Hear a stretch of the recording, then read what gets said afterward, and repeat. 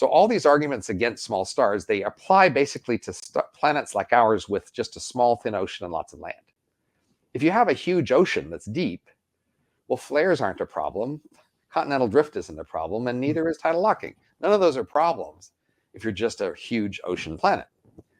So then life could have arisen on one of these large ocean planets around one of these small stars.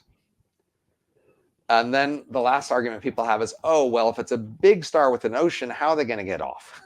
Like, part of the reason we can get off our planet relatively easy is it's not so big, so the gravity is not so strong. And we make fire on land, which is hard to make fire in the ocean.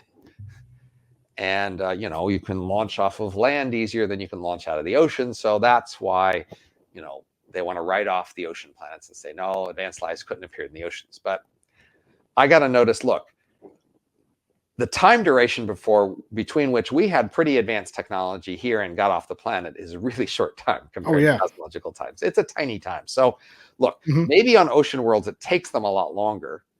But, if it's a factor of 100 longer than us, that means instead of, 1,000 years, it takes them 100,000 years. That's still a tiny period of time. Okay.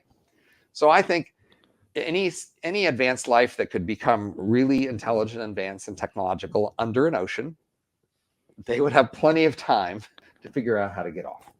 I bet they'd be really advanced too, because you had to overcome all those obstacles. So their stuff would be super, super advanced. So anyway, I think that ocean worlds are perfectly reasonable candidates. And so I got to think we happen to be on this bigger star, and that's just a coincidence.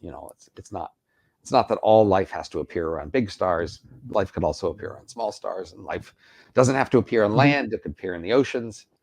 And even advanced life like us doesn't have to appear on land. Those would be my guesses about, but there's a lot we don't know. No, most of it anyway. I think an ocean world would be pretty cool. You show up and there's nothing there. All of a sudden, this like ships come out to greet you or attack you. Well, in some sense, it's like the atmosphere. You could show up at the top of the Earth's atmosphere and just not bother to look under the atmosphere and see what's down on the ground, because you think, who cares about what's under gas?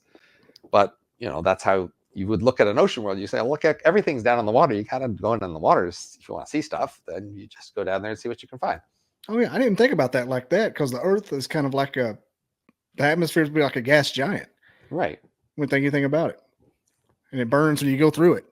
Right. You got to be careful going through this atmosphere. You're coming in from elsewhere.